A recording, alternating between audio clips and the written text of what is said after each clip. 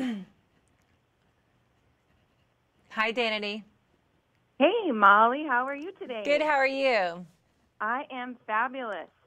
I am so excited about this interview simply because, first of all, you're a supermodel Oh, and you're very successful, thank you. and you're a mom, just like me. Yes, So how that's many super kids do you cool. have? I have, well, right now I have three and a foreign exchange student, so a Wow, so you total have of four. four. Oh my God, that's Yes, amazing. yes. And, right before the interview here, I was trying to think, okay, I'm going to be a couple minutes late for work this morning. So how am I going to tell my boss, oh, yeah, I was talking on the phone to Molly Sims. So hopefully that'll be okay. I think you'll be okay. So anyways, congratulations on the Thank book. you. I was just paging through it the past couple of days, and I love it. I love the photos. I love how personal you made it, and it's like a small Bible almost Yeah. of fashion Well, and food and everything. So tell me what made you want to put something together like this? I think people look at me and they think, "Oh my God, well, she just always looks like that." And I think that's the biggest misconception because I didn't just wake up one day and I look like that. I think I had a great group of people for the past 20 years. I've had access to makeup artists and hairdressers and nutritionists and trainers and mentors and therapists and so many great people um, that I've been able to work with, and I've learned so much. So it's really all about, you know, giving women advice that I've been given, that I've also taken, and what really works and what doesn't work. And we talk about fitness and fashion and food, and we talk about, and I'm really honest, and I think you said it best, Danity, when you said you really made it personal. We did. Yay. We tried to, because I think that's really important. Women want to know, what do you do? Like, how do you get Mhm. this? How do you wear that?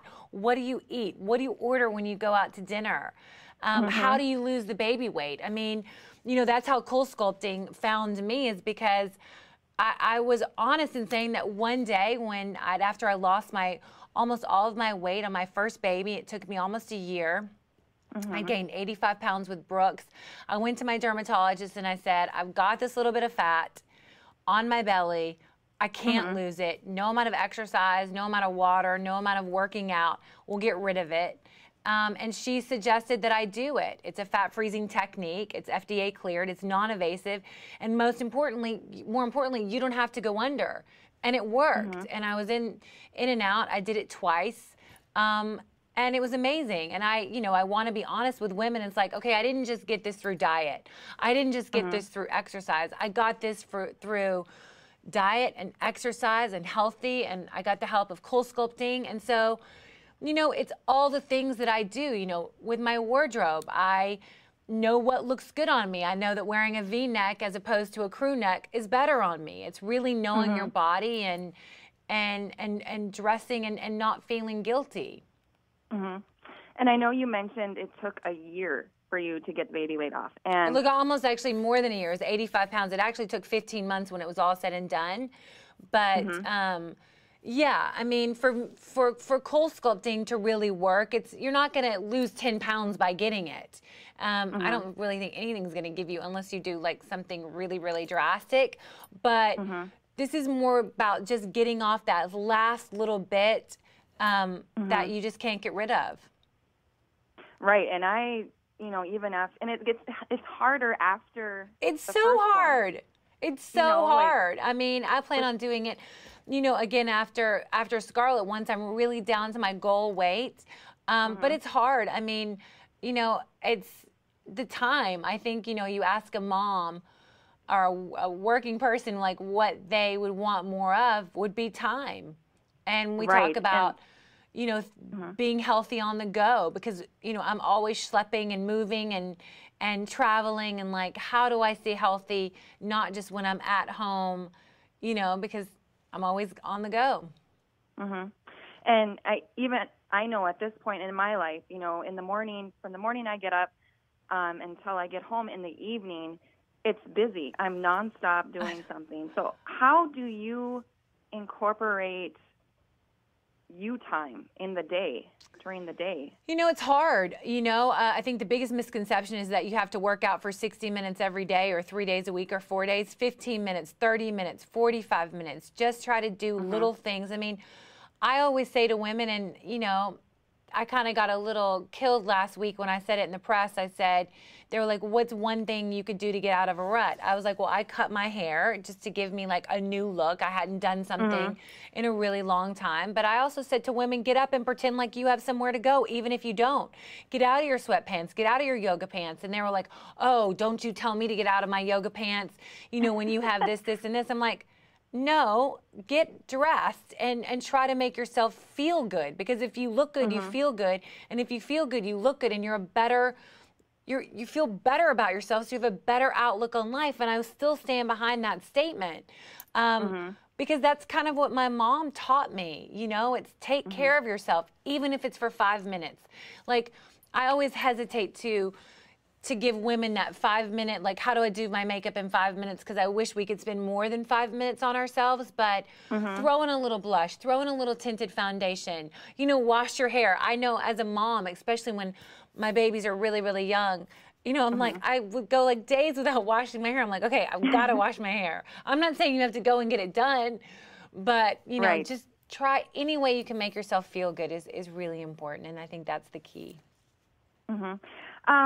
And what about the guilt, though? You know, like, I know for me, like, if I am going to do something for myself or buy something for myself, I feel so guilty. Like, I feel like I should be getting something for my children or doing something for them.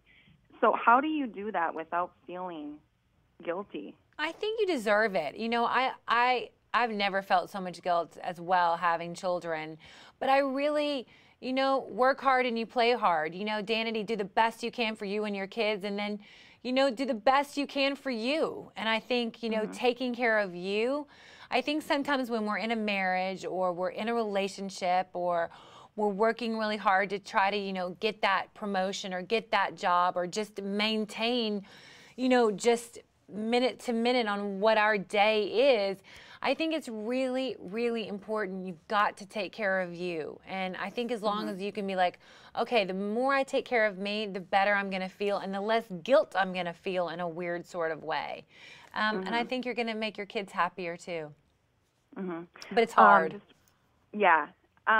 In your book, you have so many pieces of advice. What is one piece of advice that really stands out to you? What's most important to you? Most important, well, my family first and foremost is the number one thing. You know, I think they're the highest on my priority. Probably the one thing, like in terms of diet, you know, people are always, and it sounds, you know, so simple, but drink more water. To drink more water, drink it through a straw. That's a really great tip because you'll drink more of it. Stay hydrated. Watch your caffeine. Watch your alcohol. You know, don't get stuck in a rut. Don't be afraid of change. I think that's probably the best advice I could give women and young women and people. It's like, you know, do change, do something different, and don't be afraid to jump. Like, I think the best part of my 20 years, and I talk about it in the last chapter, you know, how to make it happen. Don't be afraid of change. Change can be the best things. With change can come the best things that can happen to you. When someone says, I want to go travel here, go with them. Like girls, you know, getting out of high school and college, I'm always say, like, travel, travel, travel, travel. It's the best, you know, having a thicker passport is the best university. One last thing, Molly. You know, you're a supermodel, you're an actress, you're all this. You have to have a guilty pleasure. What is one thing that you like to indulge in? Well, considering that I had really never had chicken fingers and when I was last 3 years old, I'm like, I definitely have been eating my kids' chicken fingers, but I don't really think it's my guilty pleasure. I love breakfast for dinner. I love M&Ms. I love red velvet cake. Probably red velvet cake would be my like guilty pleasure. So what's up next for you, Molly, regarding your career and your family? I'm in the process of writing another book. Awesome. Yeah, I'm really excited about that. I start The View tomorrow on ABC as a contributing co-host. Awesome. Congratulations. Thank you. So I'm really excited to be with that group of women and talk about some fun things and interesting things. And we're going to do a lot of great things this year on the show. So I'm excited. We'll be tuning in, that's for sure. Thank you so much. Well, thank you so much for your time, Molly. Good luck with those 4 kids. Thank you so much. You too, and your 2 little ones. Thank you. Thank you. I'll talk to you later. Bye-bye. Bye.